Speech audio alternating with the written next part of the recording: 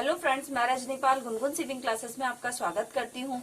मैंने पिछले वीडियो में आपको 40 साइज के कटोरी कट ब्लाउज की कटिंग बताई थी। फर्मे के द्वारा कैसे आपको कटिंग रखनी है, कैसे आपको मार्क लगा के कटिंग करना था, वो मैंने आपको पूरा अच्छे से बताया था। आज मैं आपको उसी हिसाब से इसकी स्टिचिंग बताऊंगी। और जिन्होंने हमारे फर्मे नहीं लिए हैं, अगर वो फर्मे चाहते हैं तो हमारे व्हाट्सएप नंबर पे जाकर आप फर्मे के बारे में जानकारी प्राप्त कर सकते हैं। और अगर जिन्होंने हमारे फर्मे नहीं लिए हैं वो भी इसे ध्यान से देखें, क्योंकि हमने स्टिचिंग टुक्की वाले की आज हम बताने जा रहे हैं, जिसे आपको स्टिच करते वक्त क्या क्या ध्यान रखना है, क्या क्या सावधानियां रखनी है। इसलिए आप इस वीडियो को पूरा एंड तक ध्यान से देखिए। अगर आप सिलाई में एक्सपर्ट बनना चाहते हैं, सिलाई से जुड़ी नई नई चीजें सीखना चाहते हैं, तो आप हमारे चैनल को जल्दी से सब्सक्राइब कर लीजिए, बेल आइकन के बटन को ऑन कर लीजिए ताकि आने वाली नोटिफिकेशन आपको मिलती रहे। देखिए, सबसे पहले हम टुक्की वाले पीस को हम लेंगे और इस वाले पीस को हमको इस प्रकार से फोल्ड करना है। देखिए, इस प्रकार से हम फोल्ड कर लेंगे। टुक्की हमको तीखी चाहिए, इसलिए हम नीचे से 1.5 इंच पर निशान लगाएंगे। ये 1.5 इंच पर हमारा निशान है और ऊपर की तरफ आपको लगभग 3 इंच पर, ढाई से 2.25 इंच पर आपको निशान लगाना है। तो देखिए, मैं टुक्की का निशान 2.25 पर लगा रही हूँ। 2.25 पर निशान लगाया मैंने और इस निशान को मैं इस प्रकार से मिला दूंगी। देखिए, इस प्रकार से आपको निशान मिलाना है। दोनों ही टुक्कियों पे आपको इस प्रकार से निशान लगाकर सिलाई लगा लेनी है। सिलते समय आप उल्टे सीधे का ध्यान रखिए, दोनों टुक्की एक तरफ की ना बने आपकी। देखिए, इस प्रकार से आपकी टुक्की का शेप आ जाएगा। आपकी ये दोनों टुक्कियां बनकर तैयार हैं। अब आपको इसमें साइड हुड को कैसे जोड़ना है वो देखिए। ये हमारे साइड हुड वाले पीस है जिसमें हमें टुक्की को जोड़ना है। देखिए, एक पीस हमको पहले टुक्की वाला जो हमारा साइड हुड का जो पीस है उसको हमको नीचे रखना है और टुक्की को हमें इस पर ऊपर रखना है। देखिए, इस प्रकार से आपको टुक्की को रखना है। ये देखिए, इस प्रकार से बिल्कुल कोने से आपको मिलाकर टुक्की को रखना है। और टुक्की लगाते वक्त आपको हल्का हल्का टुक्की को खींचना है, क्योंकि हमारी टुक्की उरेब में कटी हुई है, तो शेप में तभी व्यवस्थित बैठेगी जब आप उसे खींचकर लगाएंगे। हमने अपने फर्मों में सिलाई का मार्जिन दिया हुआ है, इसलिए आपको सिलाई का एक्स्ट्रा कुछ भी नहीं लेना है, वो मैं आपको बता चुकी हूँ। ये देखिए, हमने जो टुक्की लगाई है, ना तो ये हमारी ऊपर से बड़ी हुई है ना नीचे से बड़ी हुई। आपको इसी प्रकार से टुक्की को लगाना है। देखिए, एक बार आपने टुक्की को ऊपर से लगाया और एक बार आपको नीचे से लगाना है, क्योंकि हमें टुक्की हमेशा ऊपर रखकर ही लगानी है। अब आप इसे फिर से टुक्की को हल्का हल्का सा खींचकर लगाइए। देखिए, आप देख सकते हैं कि हमारे दोनों तरफ की टुक्कियां हमने इस प्रकार से लगा ली हैं। अब आपको नीचे बेल्ट वाला हिस्सा लगाना है इसमें। ये देखिए, इस प्रकार से आपको बेल्ट वाला हिस्सा इसमें लगाना है।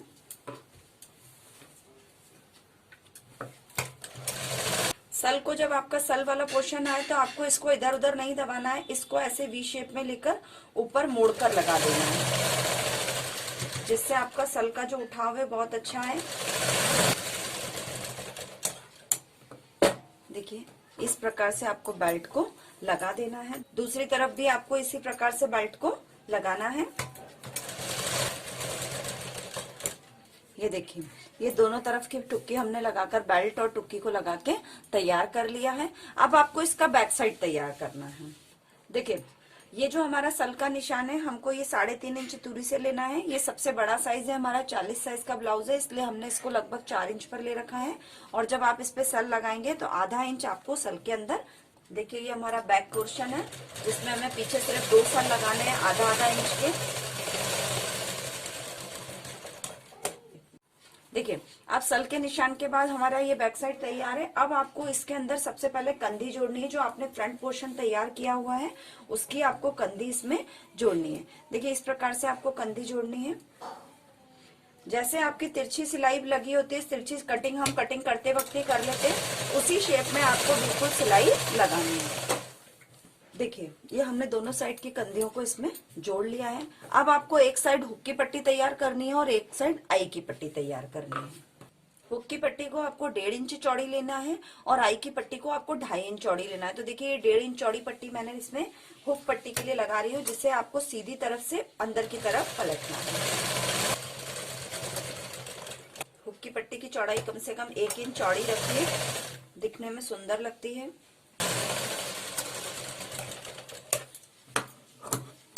देखिए, इस प्रकार से आपको हुक और आई की पट्टी को तैयार कर लेना है। अब इसी प्रकार आप इधर की तरफ आई पट्टी लगा लीजिए। देखिए आई पट्टी के लिए ये हमने 2.5 इंच चौड़ी पट्टी ले ली है। अब हमें इसको सीधे हिस्से से नीचे अंदर की तरफ रखना है। देखिए इस प्रकार से आपको ऐसे रखना है।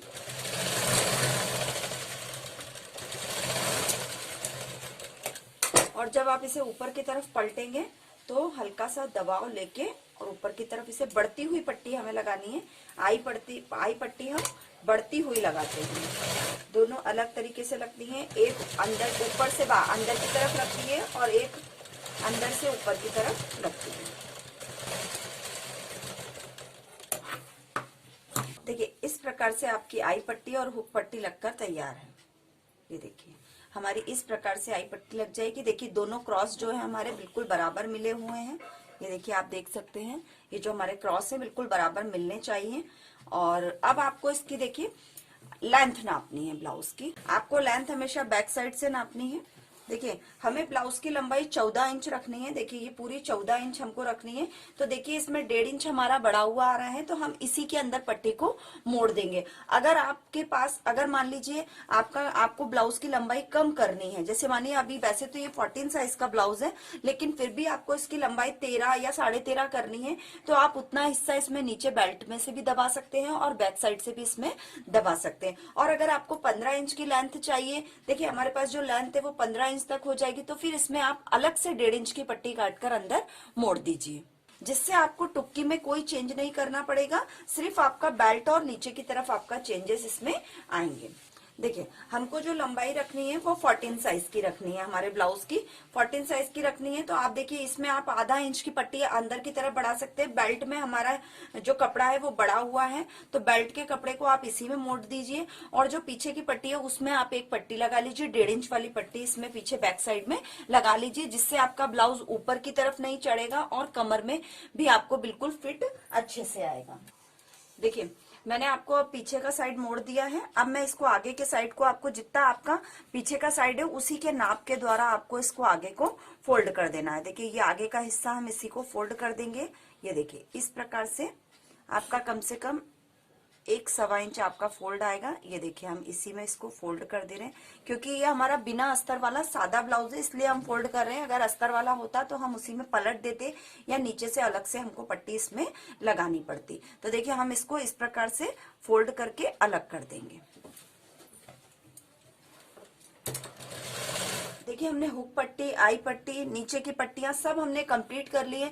अब मैं आपको इसमें स्लीव लगाने का तरीका बताऊंगी। देखिए स्लीव चढ़ाने के लिए हमारे पास 2 ऑप्शन होते हैं, या तो हम आर्महोल नाप के और अलग से स्लीव चढ़ाएं, जिसे हम गोल स्लीव चढ़ाना भी कहते हैं, और दूसरा एक तरीका है जिसे हम सलंग आस्तीन चढ़ाना भी कहते हैं, जिसमें आप सेंटर से आधी इस तरफ चढ़ा दें और आधी उस तरफ चढ़ा दें, तो दोनों तरफ से आप स्लीव को चढ़ा सकते हैं। तो आज मैं आपको इसमें, ये हमारा बड़ा नाप है। देखिए बड़े नाप में आप कोशिश करिए कि आप गोल आस्तीन ही चढ़ाएं, जिसमें आर्महोल नाप के अगर आप आस्तीन चढ़ाएंगे तो उसमें आपके आस्तीन में कोई भी फिटिंग में दिक्कत नहीं आएगी। तो देखिए आज मैं आपको जो तरीका बताने वाली हूँ वो गोल तरीके से आस्तीन कैसे आपको चढ़ानी चाहिए उसका तरीका बताती हूँ।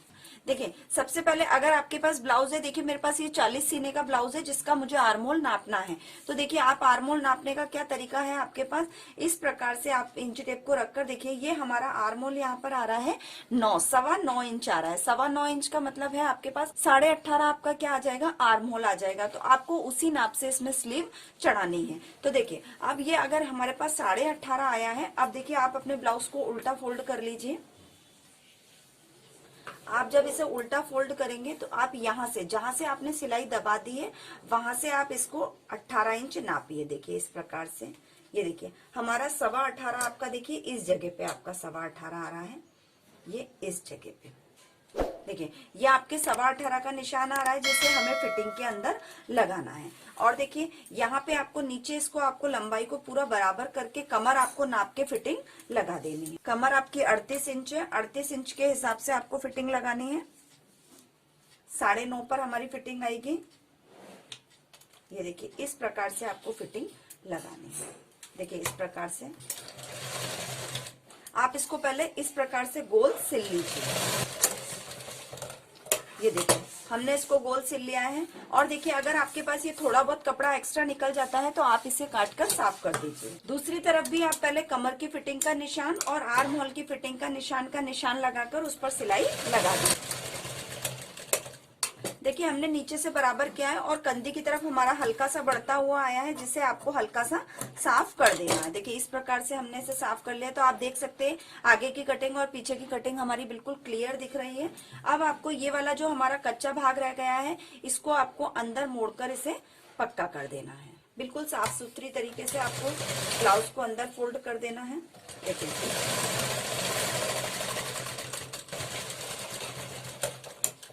ये देखिए हमने इसे कितना क्लीन और साफ कर दिया, हमारा कच्चा कहीं पर नहीं दिख रहा है। आपको हमेशा ब्लाउज को अंदर फोल्डिंग सिलाई में ही रखना है। देखिए दूसरी तरफ भी आप इसी प्रकार से बंद कर लीजिए। देखिए हमने जो अपनी सिलाइयां लगा के सब कंप्लीट कर लिया है। अब आपको इसको स्लीव को कैसे चढ़ाना है वो मैं आपको बताती हूँ। देखिए ये स्लीव का आर्म होल का हमने बिल्कुल फिटिंग से तैयार कर लिया है। अब आप देख सकते हैं हमारे जो ब्लाउज की सीने की चौड़ाई है वो 40 इंच पर आएगी। ये देखिए ये हमारे ब्लाउज की जो चौड़ाई है बिल्कुल 20 इंच पर आ रही है। देखिए स्लीव हमने कटिंग कर रखी है, लेकिन हमारे स्लीव में बैक साइड में हल्का सा जोड़ आ रहा है, जिसे हमें जोड़ को पहले लगाकर कंप्लीट करना है। देखिए ये वाला जोड़ हमको इस तरीके से लगाना रहता है। जो भी कपड़ा आपके पास हो आप उसे स्लीव में लगा लीजिए। ये देखिए इस प्रकार से बची हुई कटिंग में हमारे पास कपड़ा बहुत सारा रहता है। देखिए इसमें जो बड़े नाप की आस्तीन होती है उसमें अधिकतर आस्तीनों में बैक साइड में हल्का सा जोड़ आता ही है। तो ये देखिए हमने इसमें जोड़ लगा लिया है। ये देखिए इस प्रकार से आप इसे कट करके अलग कर दीजिए। ये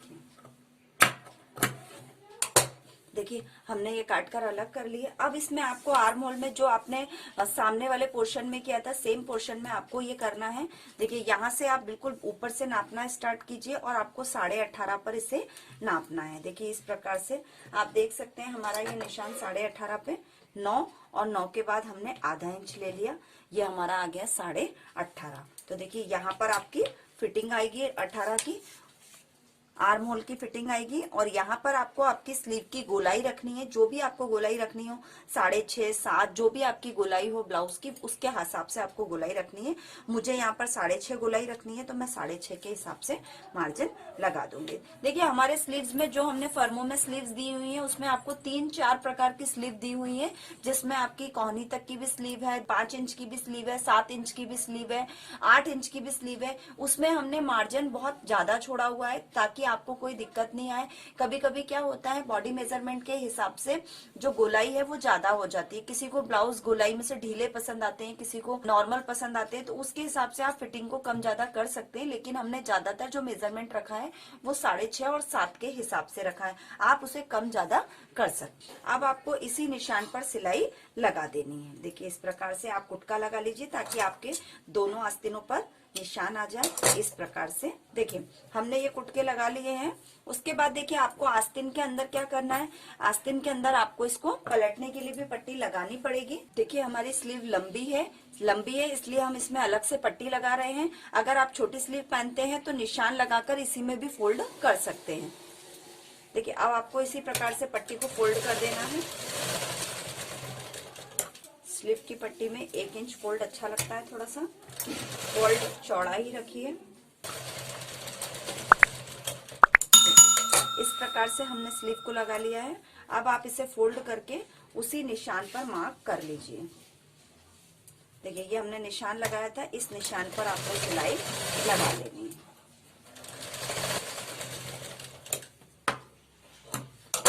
हमने ये स्लीव लगा ली है। अब आपको दूसरी तरह की स्लीव भी आप इसी प्रकार से तैयार कर लीजिए। मैं आपको इसको चढ़ाने का सबसे इजी तरीका बता रही हूँ, जिसे आप ध्यान से देखिएगा। देखिए अब मैंने ये वाला पोर्शन इसको भी सीधा रख लिया है और स्लीव वाले पोर्शन को भी बिल्कुल सीधा रख लिया है।